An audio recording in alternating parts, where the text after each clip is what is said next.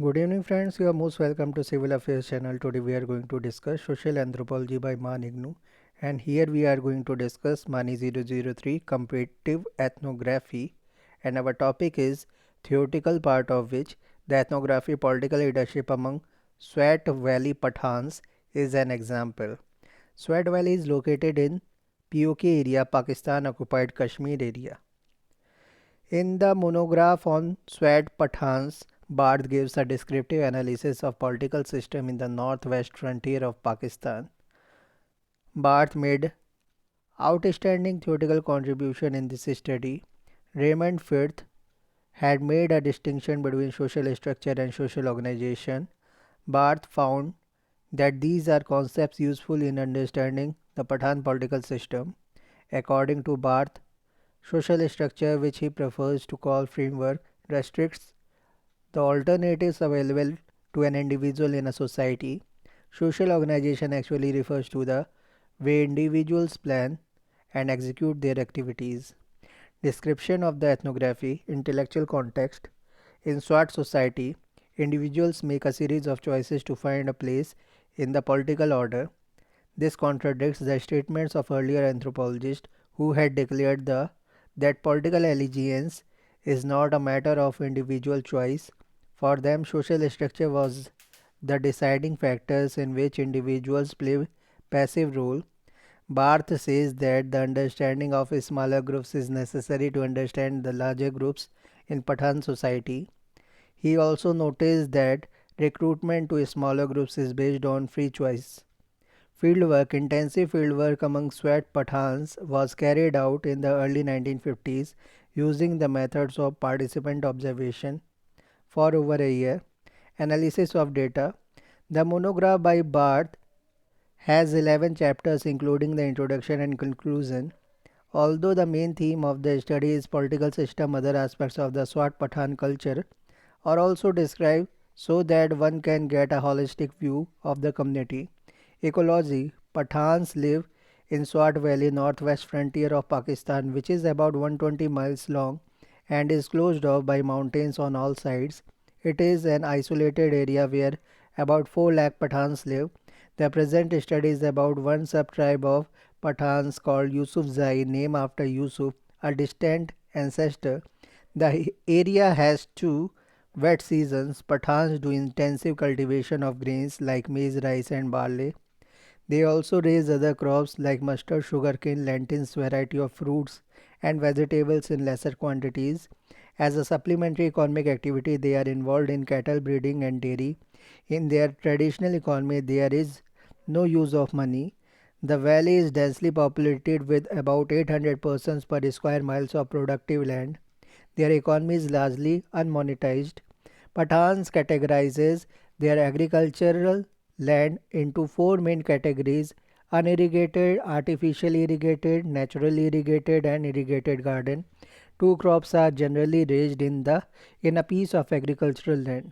Social structure. We have to understand the underlying framework, that is the structure of organization, in order to know how the choices are made by Swat Pathans in political matters. Barth has identified three major frameworks: which territory stratification and descent, which divide the population into various categories and groups. The first framework is called territorial or spatial. The entire area of Swat Pathans is called Watan or homeland. The hierarchy of spatial divisions from top to bottom is called region. Local areas, villages, and wards. The entire Swat country has 13 regions. Each region is occupied by a sub-tribe, example Yusufzai, and the name of the sub-tribe is suffixed to the region's name. One's choice of residence determines one's place in the region. Each region has approximately 20,000 to 40,000 populations. Local area is next to Local area is next in spatial hierarchy. Each region has several local areas. Each local area is composed of a number of villages which vary in size from about 500 to 1000 populations. It is the most important spatial unit. The first loyalty of a member is to his family or his village. Each village is subdivided into Wards. A ward is a unit of administration and most of the political activities take place here. When Barth carried out his field work, the population of a ward varied from 200 to 500. Many villages had only two wards. Each ward is named.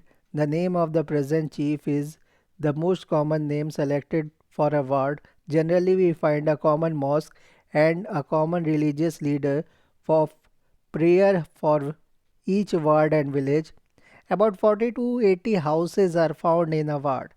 Each house is an independent economic unit.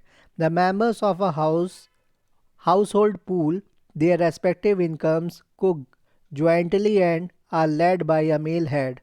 At marriages, a woman moves to her husband's house. The young couple set up their own household within a couple of years. Extended patrilineal families are found among large landowners. Generally, a tenth of the household of a village are of this type. The second important framework of Swat society is QOM, caste ethnic group. QOM. Bart prefers to use the term caste to these categories. The position of an individual in this hierarchical framework is determined by parentage. Each caste is territorially dispersed. Caste has the following characteristics: a name, patrilineal descent, hereditary, ranked occupational and endogamous group. Unlike Indian caste, Pathan Qyoms are without ritual and religious importance, but did not have data on all these of all the caste of Swat Valley. However, he conducted complete census of 4 small villages and partial census of 3 more big villages and found the following caste: Sayyid, descendants of the Prophet; Sahibzada, descendants of various orders of sainthood; MAAN, Akhundzada, Pirzada, Pakhtun landholder; Mullah, priest; Dukandar, shopkeeper; Pracha, mulitir;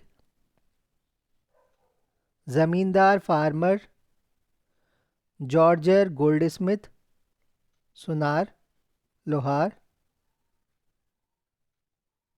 Lohar is ironsmith, goldsmith, Sunar, Georger; Sarkhamar, tailor; Tarkan, carpenter; Injar, smith; Kulal, potter; Tili, oil pressure; Landap, Landap, cotton carder; Kasai, butcher; Mochi, chamar; leather worker; Jola, weaver; Dehkan, agricultural laborer; Gurjar or Gujar, herdsman or we can say herdsman; Jalawan, ferryman; Dom, musician and dancer; Nai, barber; Dhobi, washerman; Shekhal or Kashkol, thong and sieve maker. According to Barth, one's status and rank in Pathan society is determined purely on secular basis. Since ritual ranking has no relevance here, it is unlike the Hindu caste system. The notion of the notion of pollution among Pathans is also different from the notion of pollution in Hindu society. Pathan notion of pollution is derived from the physiological or body process such as elimination, sexual intercourse and death. All men are cursed with these sources of pollution. Purification is done by the individual as a private act. The notion of hierarchy in Pathan society is interpreted mainly on the basis of wealth, political position and purity. Occupations like sweeping, washing, hair cutting, thong and sieve making by using the guts of animals and dancing are considered polluting. Those involved in these occupations constitute the bottom rung of the social order. Ferrymen, herdsmen and property-less laborers are also placed low in the hierarchy. but they are free from the stigma of pollution. Saints are at the top of the hierarchy, followed by Pakhtun landlords, shopkeepers, and muleteers are also placed high in social status because of their wealth. Farmers and craftsmen come next in hierarchy. Castes do not form localized communities. High frequency of endogamy is noted among Pathans, that is, marriage is contracted between equals. However, some cases of hypergamy and hypogamy were also observed. Barth analyzed 476 marriages from 4 villages and found the following pattern in marriage: endogamous 228, that is 59.5%, hypergamy 110, that is 23.1%, hypogamy 83, that is 17.4%. Swat Pathan says that caste of a family can be changed. Statements such as they used to be herders but now they are farmers are commonly heard in Swat regions. This is a slow social process and a family may take 2 to 3 generations to attain mobility in social hierarchy. New castes also spring up from time to time. In this respect, Swat social systems resembles the Hindu social system in many respects.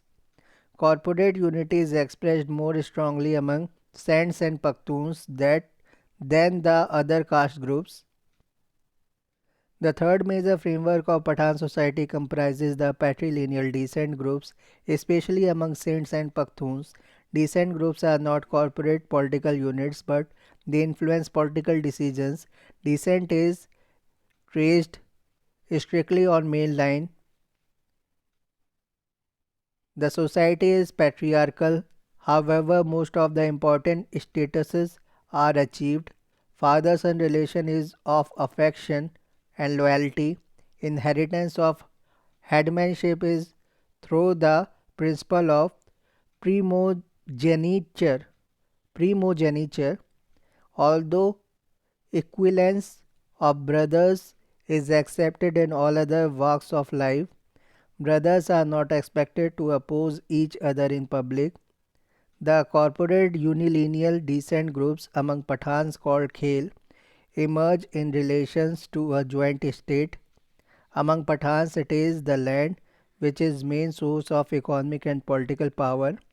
At present a major section of Swat Valley is controlled by Yusufzai Pakhtuns who conquered this region during the time of Babur. However, Pakhtuns accounts for only one-fifth of the total population. Neighborhood. Neighborhood associations called Tal-Tol with corporate nature are made up of all the permanent residents of a ward.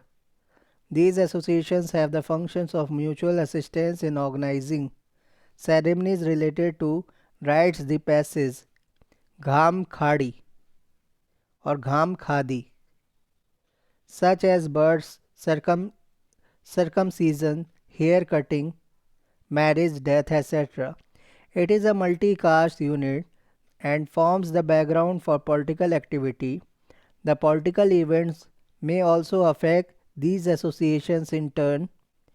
Tal Tole associations appear to constitute discrete cooperative or corporate groups. Our next heading is affinity and marriage. Swat Pathans follow Islamic law in its Hanafi form of established affinal ties. Certain restrictions are imposed on the choice of a spouse. There is no limit on age for both men and women. Polygyny is permitted. No marriage takes place without bride price. The relation of inequality and authority among the Swats are clearly demonstrated in their economic activities, clubhouse activities, and religious activities. Each one of the above activities is carried out on voluntary basis and the resulting groupings may be described as voluntary groupings. Economy and society. Swats do not have native money. Some people use Pakistani rupee occasionally. Services are more frequently exchanged than goods. Barth has identified six major variants of services. First is land tenancy and agricultural labor contracts. Second is relationship between agriculturist and specialist. Third is relationship between craftsmen and buyers. Fourth is relationship between personal service providers and clientele. Fifth is relationship between master and private servant.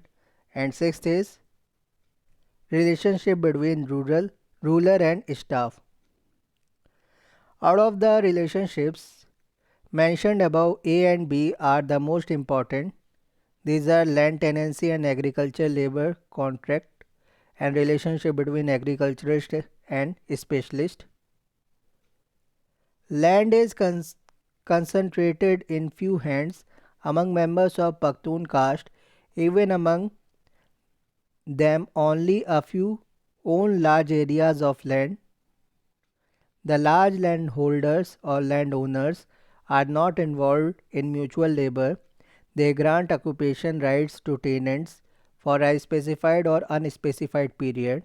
The second important feature is about the productive unit. A single unit comprises the following as minimum: landowners, tenant or laborer, carpenter, blacksmith, rope and thong maker, and muleteer. All the parties involved here enter into contract relationships which can be broken at any time by either party. There is always delayed payment. At the end of harvest and threshing, all assembles near the cleaned and dried grain pile to receive their share.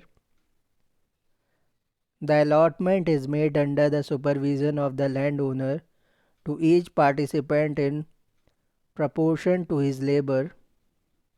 The above arrangements appears as if it is a variant of Hindu Jajmani system. However, there are many differences between the two systems.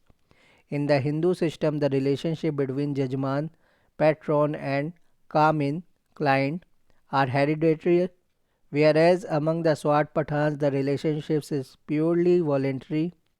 House tenancy is also quite common in Swat society as most of the houses are owned by landowners. The tenant may pay the rent in cash, kind, or any the form of labor or in the form of labor. Political relationship develops between the landowners and others, tenants, laborers, service providers, etc. during the course of their interaction but purely on the voluntary basis. Man's House, another institution of Pathan society where intense political activity takes place, is called the Man's House. It is found only in areas dominated by Pakhtun lineage and not in areas administered by saints and their descendants. Men's house plays an important role in the daily life of all men. It is also be described as a clubhouse, dormitory, guest house, and a place for rituals and feasting. Greater part of Pathan political life take place there. At least one men's house is found in every ward of a Pakhtun dominated village where they are in minority and each Pakhtun is a landlord. A number of men's house may be found in a ward. Each men's house is presided over by a chief, the political head of the landowner. All adult males are members of the men's house, whereas children and women are debarred from entering it. The members of a ward contribute their communal labor to erect, repair, and maintain the buildings of the men's house. If there are more than one men's house, the chiefs visit each other's men's houses. The chief who repeatedly visits the men's house of another chief symbolically shows his subordination to the other chief. One does not find a men's house entirely empty at any time of the day. Men are expected to spend their leisure time in the men's house or the man's house. There is free give and take of ideas between people occupying different positions. It is here that the landowners and chief elicit political loyalties from other participants. Man's house is also a recreational center. A man always shows his allegiance to one man's house. However, it is not compulsory that all men of a village should be member of a man's house. The saints and their followers. As said earlier, membership in a man's house is voluntary. Some men do not want to join men's house but prefer to be the follower of a saint. The saints group is of another kind. Most men prefer to be members of only one kind of group, but some men become members of both groups. The saints of Swat are revered and respected by most people of the local population. Certain descent groups, like that of Sayyid, descendants of Prophet Muhammad, are considered to be the highest rank. However, the largest groups of saints is constituted by MAANs, the descendants of a holy man. Other categories of saints are Sheikh and Peer and Mullah. The authority of a saint is derived from three sources: the ownership of the graves of their saintly ancestors which serve as shrines, their traditional role as privileged mediator and advisors, and their claim to spiritual leadership, legal knowledge, and moral dedication. A holy person's grave is a shrine. All persons are saintly status are paid respect. Saints are found in all Pathan villages. Pathan of Swat belong to the Sunni sect. Land tenure and political relations. The major principles of organization of a local communities of Swat Pathans are derived from kinship, caste marriage and descent groups, economic life, economic contracts and house tenancy, ritual, life crisis association and religion. The following of saints. As stated earlier, land in Swat is held by a few handful of Pakhtuns. Each landowners owned not a certain field but right to a certain proportion of the total area. The agricultural fields are reallotted in the course of a long cycle. It is like the shares in the industrial enterprise in modern economy. This system is called Vash division in the local language. The estate held by a descent group is called Daftar. It operated in all the regions. This cyclical system of allotment was frozen by the ruler around 1920 to 1930. Most people in the Swat Valley do not do not think that this is a fundamental change, but as a long interval between reallotments. A Pakhtun now may sell a part of his land outside his descent groups, but the buyer has no right to participate in the assembly. However, such transfer of land is not very high these days. In this process, the land is converted from Daftar inherited estate to Siri, the private property of a non-Pakhtun status. In this public assembly of Pakhtun landowners, only the men who hold Daftar land can speak. In other words, they are treated as full citizens of the community. A decent group of Yusufzai Pakhtuns control the main regimes or regions of the Swat Valley. Our next heading is Pakhtun chiefs. There are fundamentally two kinds of political leaders among Pathans, namely chiefs and saints.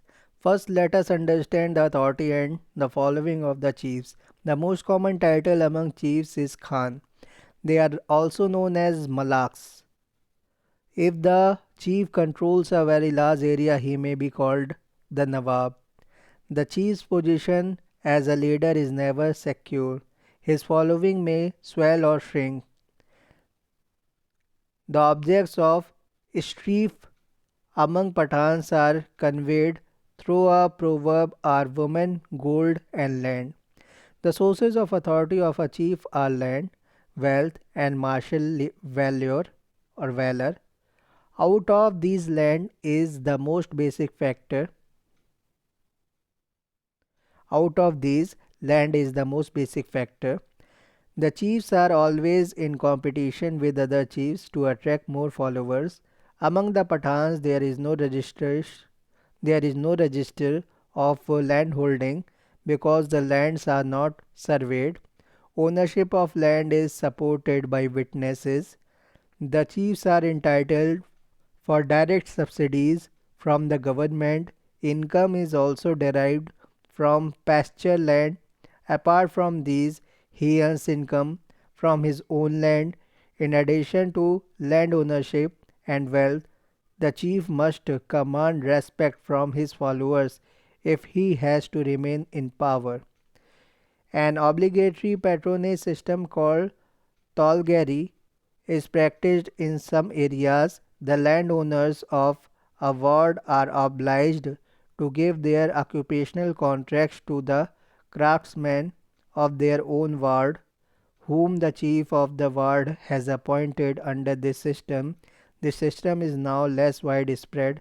One area after another area are abandoning it after the move was initiated by the ruler of Swat state. The Tolgari system resembles Jajmani system of India in some respects. The Jajmani system has also become weak at present due to the impact of market forces. In summary, one can say that the bulk of the chief's followers are his land tenants, service contract holders, and the regular occupants of this man's house or of his man's house. The Saints, the authority and political influence of the Saints are mainly determined by their control of land, role as mediators, and their reputation for morality and holiness. Most Saints own some land, but some are prominent landholders or landowners.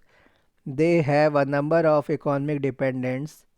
Land gives them both economic and political power. The land that the saint hold belongs to a category called Siri, which belongs to the owner forever, but they have no right to speak in the assembly since ownership of such land does not give full citizenship to the owner. Saints also act as patrons to their dependent tenants. On the other hand, the Pakhtun chiefs own the Iftar category of land, which is subjected to periodic reallotment but gives them the right to speak in the assembly. A saint may obtain land by inheritance, gift, purchase, or conquest. Pakhtuns grant land to saints for acting as mediators. The third way to acquire land is through purchase, but this is of little significance because of its high cost. Saints' lands are dispersed throughout the different reallotment area. Hence, saints and chief coexist in most of the local communities. Saints' property is subjected to inheritance laws of the Hanafi Islam. The owners has the right to gift the property. In the past, saints also used to get land by military conquest. A majority of saints live in villages that Pakhtun chiefs dominate. They have close relations with fellow villagers, although they may not speak in the assembly. The Pakhtun chiefs are dominant, but they look like strangers in the village. Pakhtuns have all their land concentrated in one area, whereas the Sant have lands dispersed in different regions. Sant do not depend on the goodwill of any one chief. They can influence many chiefs dispersed all over. The status of saints is well suited to act as mediators and arbitrators when a party or a weaker party is unable to maintain blood feud. They approach the saint to act as mediator. Both go to house for the enemy and settle the dispute.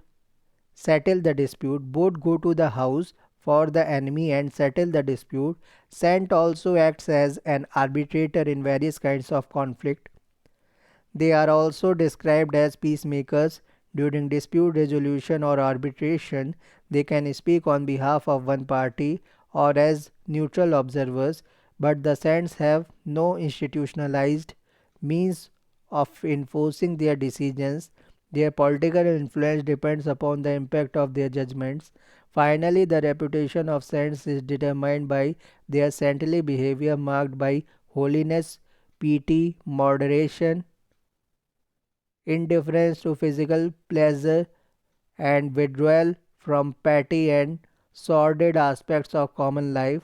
People also expect the qualities of wisdom, knowledge, and control of mystical forces among the saints. They wear white dress, observe rituals and prayers, and practice fasting. A saint's political following consists of close agnatic relatives, dependent tenants, and his clients. As a political leader, he exercises his authority and influence at all levels from the ward to the region. Political alliance and blocs. Barth observes that ultimately all political groups align themselves and result in the creation of two blocs. Thereby, the entire society is divided into two halves. Each block contains members from every local community, represented by both chiefs and saints. Territorial and descent framework are also reflected in the formation of blocks. Alliance is the key to form wider organizations. It is a contractual agreement between two leaders which can be terminated by either party. Segmentary organization, a common feature of many African tribes, is not found among Pathans. Alliances generally last long, but they are not involved in blood feud. Baz has described the political system of Swat Pathans as a two-party system. It is found throughout Yusufzai area. The blocks persist as corporate groups, frequent visiting and dining, joint hunting and fishing, and intermarriage are commonly found among all alliance partners. Allies are called to help resolve conflicts over land crops, division of land and property at inheritance, etc. Pakhtun chiefs dominate the blocks because of their superior numerical and military power. Sands and other commoners are free to join any bloc to find a place in the lower strata. Tensions always develop within the bloc between the lines between lineals and collaterals. Tensions always develop within any bloc between lineals and collaterals. Political rivalry also develops within a bloc. It leads to succession. A section of the stronger group goes to the weaker group, thereby turning the tables around. The leader of the block in an area is also the chief of the block and the man's house with a larger number of tenants, craftsmen, and laborers as his followers. The block protects the interest of its followers. Saints are also incorporated into the block. If one looks at the daily life of of a community, the cleavage between two blocks looms large. The members of a block meets in jirgas, public assemblies. They do not meet at regular intervals. Theoretically, anyone can call for a meeting, but generally major members call the meeting. There is no fixed quorum for the meeting, but the decisions taken are binding on the members who are present. It is mainly a forum for negotiation. The members sit in a circle under the tree at the same level. Circle expresses equivalence of members. There is no chairman of the meeting. Final decision of the assembly should be unanimous. The bloc is an acephalous organization with a member of political leaders. They support each other against the opposite bloc. Blocs do not have continuous corporate existence and they do not pursue long-term policies. Most leaders in bloc are Pakhtun chiefs. Pakhtuns consider their political organization as a two-party system. Pathans consider their political organization is a two-party system. Conclusion: we can say that Ba's monograph on Swat Pathans analyzed the dynamics of the political system with a holistic perspective. The relationship between various aspects of culture like kinship, descent groups, social structure, rules of marriage, economy, etc. are analyzed well. The development of political alliance on the basis of different aspects are well described by the author. The role of chiefs and saints in the political system is also explained well in the monograph. In essence, the monograph is an excellent contributor in the field of political anthropology. How does the ethnography advance in our understanding? Ba's monograph is an understanding of the dynamics of the Swat Pathan society with reference to their political system. In Swat society, the individual leaders have the freedom to organize a group of their followers. As a result of these, they develop a small nuclei of political control which go on to develop into larger units. As a result of these, they develop a small nuclei of political control which go on to develop into larger units. Barth recognizes the place of the individual in Swat Pathan society. This point is important since many works on traditional societies completely ignore the role of the individual in group formation and the initiation of changes. Thank you very much.